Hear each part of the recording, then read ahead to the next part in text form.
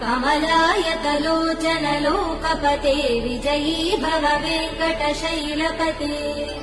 स चतुर्मुख षण्मुख पञ्चमुख प्रमुखाखिल दैवतमौलिमने